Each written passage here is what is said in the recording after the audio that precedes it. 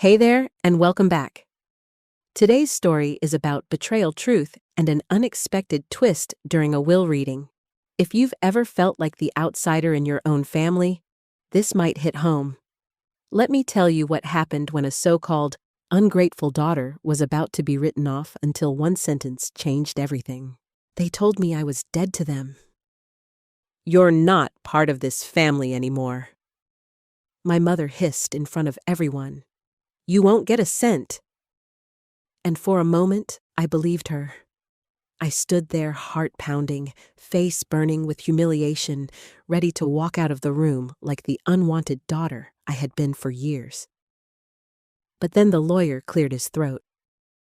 "Actually," he said, lifting a thick envelope from a leather briefcase, "her name is the only one in the will." The room froze. My father's smirk vanished. My sister's nails stopped clicking. You could hear the air being sucked out of the room, and in that silence, I didn't feel ungrateful. I felt seen. This is the story of how the people who cast me aside got exactly what they deserved, and how one man grandfather made sure the truth couldn't be buried with him. For as long as I can remember, I was the one who never fit the mold. I wasn't the golden child who made honor roll, or the charming one who knew exactly what to say at family dinners. I was the quiet one, the one who asked too many questions, the one who didn't smile for the camera when things weren't okay. When I turned down a job offer at my father's firm and chose to work for a nonprofit that helped women get back on their feet after abusive marriages, my mother said I was wasting my education. When I moved into a tiny apartment downtown instead of staying in the family estate, my father asked if I was trying to embarrass them.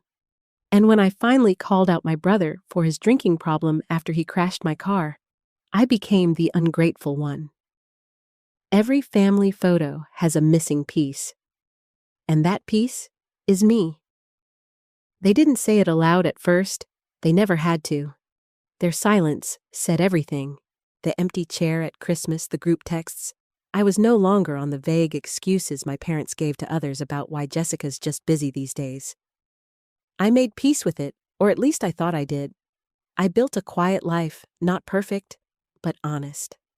I worked long hours at the shelter, came home to my rescue dog, and spent weekends painting old furniture I found at estate sales. I stopped trying to earn their love. I stopped showing up to be ignored. But when my grandfather passed, something inside me cracked. He had always been different. He didn't care about appearances. He cared about kindness. He'd visit me on Sundays just to bring me fresh peaches from the farmer's market. He once sat through an entire benefit gala at my nonprofit, even though he hated wearing ties. And yet, when he died, I wasn't told. I found out from a newspaper clipping someone emailed me, not from my parents, not from my siblings, but from a coworker who happened to read the obits. They buried him in a private ceremony and didn't even send me a text. I should have known then that they had cut me out completely. So when I got that email, a formal, coldly worded invitation to the will reading, I almost deleted it. At first I thought it was a cruel prank. Maybe one last jab from my sister, who once called me a bleeding heart disappointment. But something about the signature, the name of Grandpa's lawyer, made me pause. He wouldn't have sent this unless it mattered, unless he had left something unfinished. So I went and I walked straight into a room full of people who had already decided I didn't belong. The law office was in a stone building on the edge of downtown. One of those old colonial renovations with gleaming windows and a door too heavy for its hinges. I sat in my car for 10 minutes before going in, not because I was scared. No, not anymore, but because I needed to remember why I was doing this. Not for them. Not even for Grandpa's money, if there was any. I came because I needed answers. I needed to know if the man who once called me his little compass had really forgotten me in the end. I walked through the heavy door into a hush of mahogany and leather. The receptionist, a young man in a navy suit, looked up and smiled politely. Jessica Monroe. Yes. Conference room C down the hall, second door on your left. They've already started arriving. Of course they had. As I approached the door, I heard familiar voices, polished, loud, and full of performative grief. My father was saying something about legacy.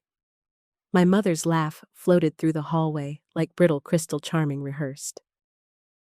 My sister Belle was complaining about the chairs. Honestly, Daddy couldn't Grandpa have hired someone who worked in interior design? I paused just for a moment. Not because I was nervous, but because I wanted to savor it, that last breath, before walking into the lion's den. When I stepped inside, every head turned. There was a beat of stunned silence, like I had crashed my own funeral. My mother's face tightened. "What are you doing here?" she asked, her voice sharp, polite, just loud enough to wound. "You weren't invited," Belle added, without even looking up from her phone. "I got an email," I said, evenly raising my chin. "From Mr. Langford's office." I nodded toward the tall, thin man at the end of the table, my grandfather's attorney. His expression was unreadable. "I told them to take your name off the list." My mother snapped. "You made your choice a long time ago." I didn't know grief came with guest lists. I said, my voice quieter than I expected. My father stood. "Let's not make a scene. Jessica's presence is unfortunate, but she's here now. Let's get through this." "I agree," Mr. Langford said smoothly, finally standing. He adjusted his glasses and cleared his throat. "The reading will begin shortly. But before we proceed, there is a preliminary statement your grandfather asked me to read aloud." My mother's eyes narrowed. Belle actually looked up. Even my father tensed. Of course, my mother said, "Let's get this over with." But what came next wasn't what they expected, and it was definitely not what they had prepared for. The moment I sat down, I felt at that familiar, cold weight of judgment. My mother didn't bother to hide her glare. My father clasped his hands together, exhaling like a man forced to tolerate a pest. Belle gave me a once-over from my modest blouse to my thrift store flats and smirked. She leaned toward my mother and whispered something. They both chuckled. I didn't care what it was. I'd spent too many years giving those whispers oxygen. Mr. Langford cleared his throat, a small but commanding gesture. "If everyone is ready, I'll begin." But before he could speak, my mother stood up. Actually, she said, her voice syrupy with false grace. "Before we waste any more time, I think there's something that needs to be said." The lawyer hesitated.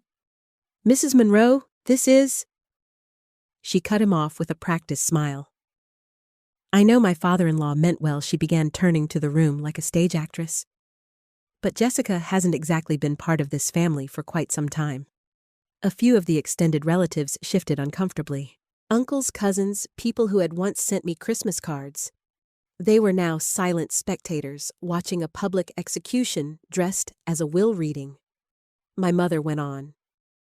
"She's made it clear that she has no respect for our values, our sacrifices. She ran away from everything this family built and has chosen to remain estranged." "I didn't choose arrangement," I said quietly. "You chose silence." Her face hardened instantly. "You're not part of this family anymore." And then came the line I would never forget. "You won't get a cent." There it was. The truth laid bare like a slap across the face. I didn't move. I didn't cry. But something inside me, something fragile and old, cracked. Mr. Langford adjusted his tie slowly. "I think your father-in-law would disagree." My mother turned to him sharply. "Excuse me." The lawyer opened the leather folio in front of him and pulled out a sealed envelope. He held it with both hands, then looked around the room. "Before we go further," he said, "I've been instructed to clarify one thing." His voice was calm, but with a weight that filled the space. He tapped the envelope gently. "Jessica Monroe is the sole beneficiary named in this document. The silence that followed was devastating. It was a vacuum, a rupture. Belle's lips parted slightly as if trying to process the words. My father blinked twice. My mother's knuckles went white against the back of the chair, and I, the ungrateful, the outcast, just sat there saying nothing, because for once, the truth spoke for me. My mother's voice cut through the silence like a shard of glass. "This is a mistake," she said, her smile twitching at the corners. There's no way my father-in-law would leave everything to her. Not after everything she's done. Mr. Langford didn't even blink. He simply unfolded the document with the precision of a surgeon. "There is no mistake," he replied calmly. "Your father-in-law, Mr. William Monroe, executed this will 6 weeks prior to his passing. It is legally binding and witnessed."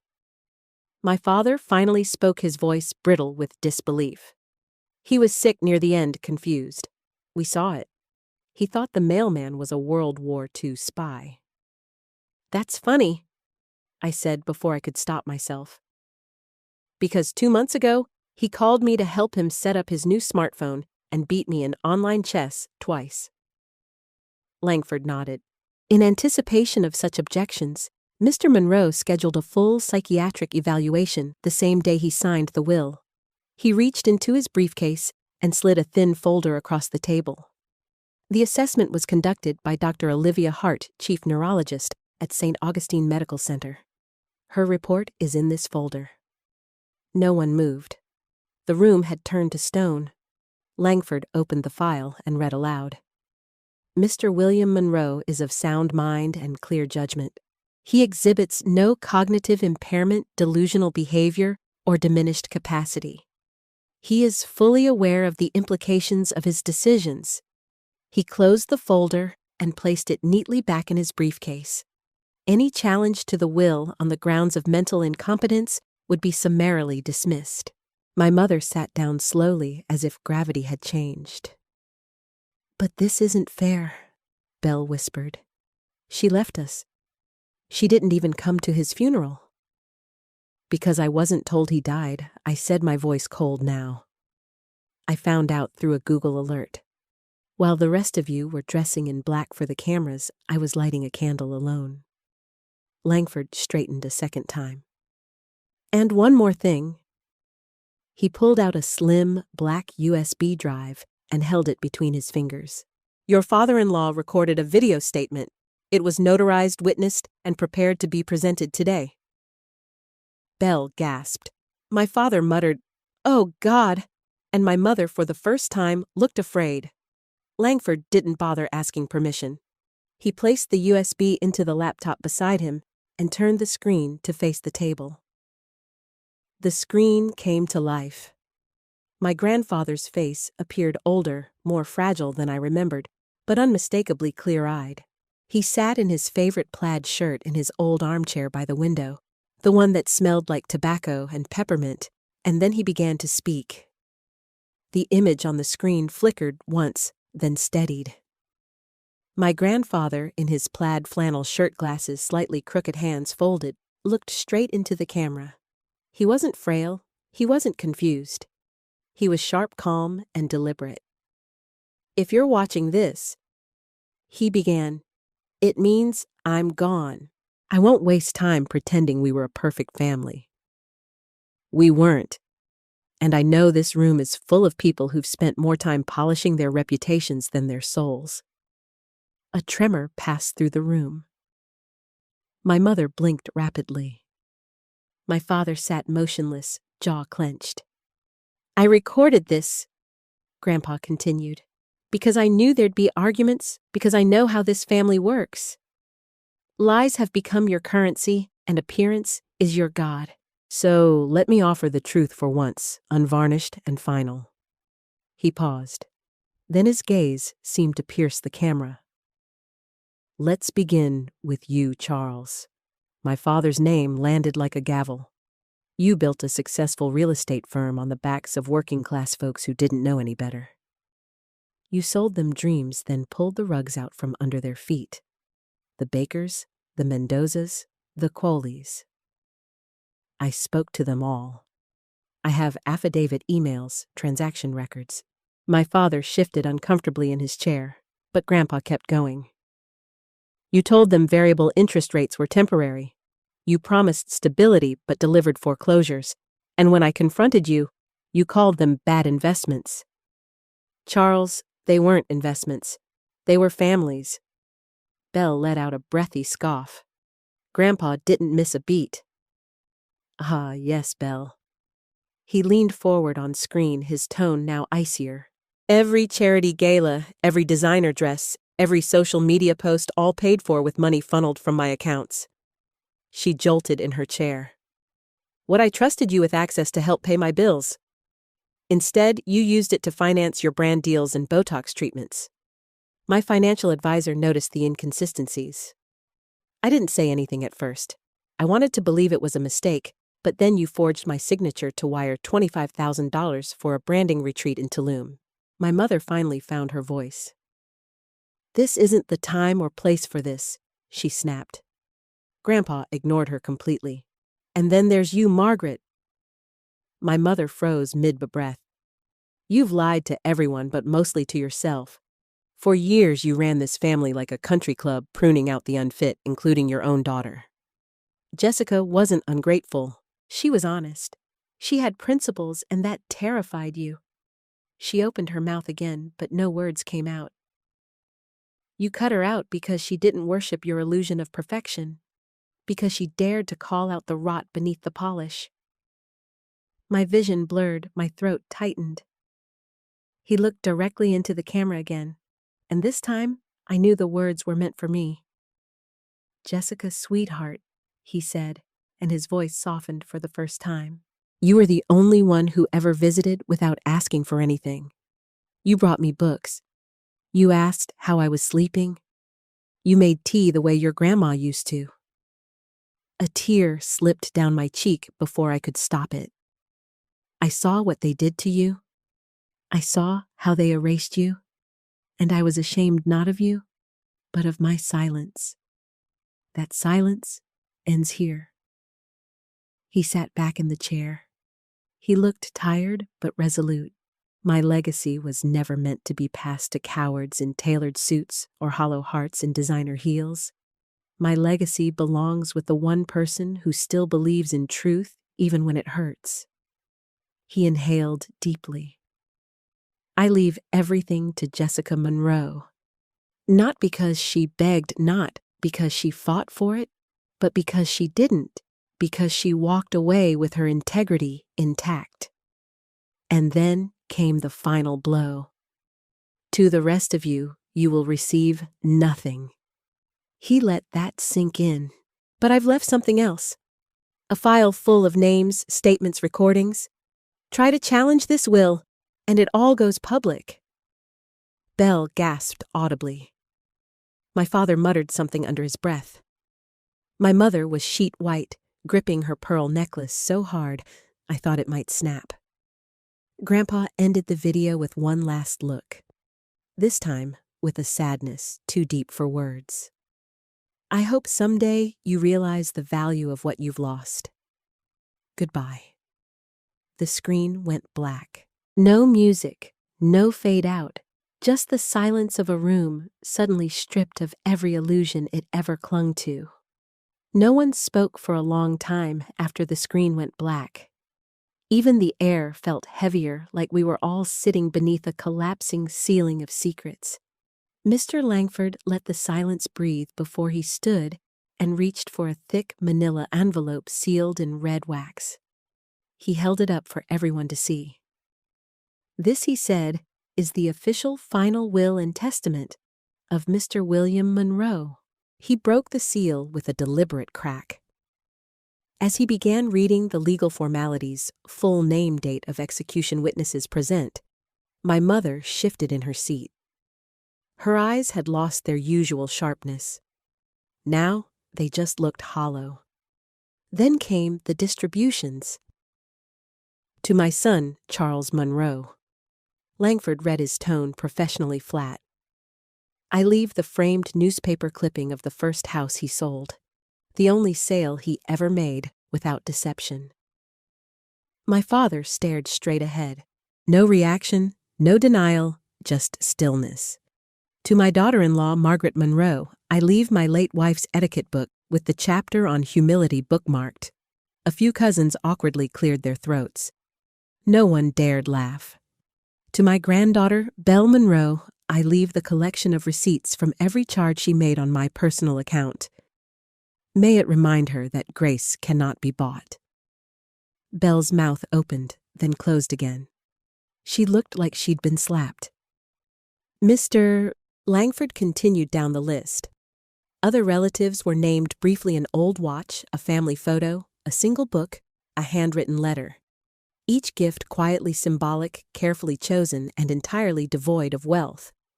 But then he paused, and finally he said, lifting a separate sheet with a handwritten note attached. To my granddaughter, Jessica Monroe, I leave everything else. A breath caught in my throat. Langford looked up from the paper. Everything else includes the primary residence on Willow Hill Drive, the family cabin in Vermont, all financial accounts, investment portfolios, and 100% of the shares in Monroe Holdings. Elsie, there were audible gasps now. Someone, I think one of my uncles, muttered, "Jesus Christ." But Langford wasn't done. Ms. Monroe is also the sole beneficiary of Mr. Monroe's life insurance policy and retirement funds totaling approximately $6.2 million. The numbers didn't even register. I wasn't thinking about the money. I was thinking about the letter Grandpa had written me last Christmas. The one where he said, "Your compass always points true even when the world spins like hell around you." My mother stood abruptly. This is ridiculous.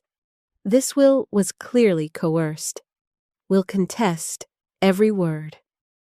Langford didn't flinch.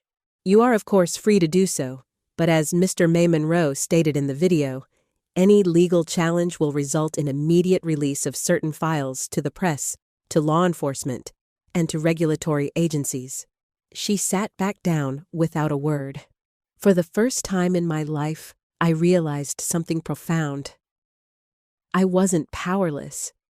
They couldn't silence me anymore. And they couldn't silence him, not even in death. Everyone stared at me now. Their expressions had shifted not just from rage or shock, but something colder, calculating, desperate. The girl they had labeled ungrateful was suddenly their only lifeline. My mother leaned forward first. Her voice had transformed into something almost sweet, brittle, but honeyed. "Jessica, darling, you know this isn't what Grandpa really wanted. He was confused, sick. We all loved him. We're a family. She had said I wasn't one of them less than an hour ago. I looked around the room at the faces that had tried to erase me from my own bloodline. They weren't apologizing. They were angling, positioning, surviving. So I stood, and for the first time in my life, they all sat still. "You think I wanted this?" I asked. My voice didn't shake. "You think I came here today hoping to walk away with money? I came for closure. You handed me betrayal." My father started to speak, but I raised my hand and cut him off. "But I'm willing to give you something." A flicker of hope lit in their eyes. I saw Belle actually sit up straighter. "But it won't be money," I continued. "It'll be a chance. One last chance." Mr. Langford leaned forward, slightly listening. I looked directly at my father. "You will go to the Mendozas. You'll look them in the eye and admit what you did. You'll offer to pay them back with your own funds, not mine." I turned to Belle. "You'll call the brands you worked with using Grandpa's name. You'll tell them the truth and step down publicly." Then my eyes found my mother. "And you will go to the women's shelter I work with every week. You'll volunteer for 3 months. No interviews. No photo ops, no pearls." She opened her mouth to protest, but I raised my voice. "If you want to be in my life, if any of you want to be a part of this family again, you will face what you've done. Not with lawyers, not with excuses, with action. My hands were trembling slightly, but my voice remained steady. You spent years building a house of mirrors and expecting me to be grateful for the distortion? You called me ungrateful because I wouldn't pretend. I took a breath. This is your chance to prove Grandpa wrong, to show him that maybe, just maybe, you were worth more than the lies. Silence. Not one of them moved. My father's eyes darkened with rage. Belle looked away, and my mother, for all her false elegance, seemed suddenly very, very small. I thought so, I said softly. Mr. Langford gave a small nod. And just like that, the test was over. They had failed it, not because they were incapable of change, but because they never intended to try. I didn't speak to them again after that day. They never reached out. No apology letters, no calls, just silence. The same silence they once used as a weapon now returned to them as consequence. And I didn't chase closure anymore. Instead, I moved into Grandpa's house on Willow Hill, the home with creaky stairs, sun-drenched windows, and the garden he always said I'd inherit if you promised not to kill the roses. I kept the promise. I hired women from the shelter to help me restore the place. We painted walls, planted herbs, reupholstered antique chairs. Laughter echoed through the halls for the first time in years, and not the hollow kind that came with forced smiles and fine wine. I turned the guest wing into a free, transitional space for women leaving abusive homes. No rent, no judgment, just safety, just a beginning. The money Grandpa left me wasn't just an inheritance. It was a tool to build something real, something that couldn't be erased with whispers or rewritten by shame. One evening, as I sat on the porch sipping tea, Mr. Langford visited. He handed me a sealed envelope, no return address, no handwriting I recognized. Inside was a single photo, me and Grandpa sitting on the back steps. He had his arm around me. I was 13. We were both laughing, unfiltered, unscripted. Taped to the back was a note written in the lawyer's neat hand. He carried this in his wallet every day. I closed my eyes and let the wind pass through me. Not because I was sad, but because I felt full in a way I hadn't in years. I didn't win a battle. I didn't beat them. I simply chose not to become them.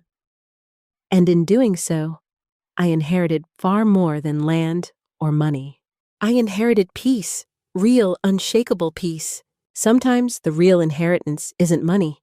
It's reclaiming your truth, your power, and your peace. If this story resonated with you, let me know in the comments. Give it a like, share it with someone who needs to hear it, and don't forget to subscribe for more powerful stories like this one.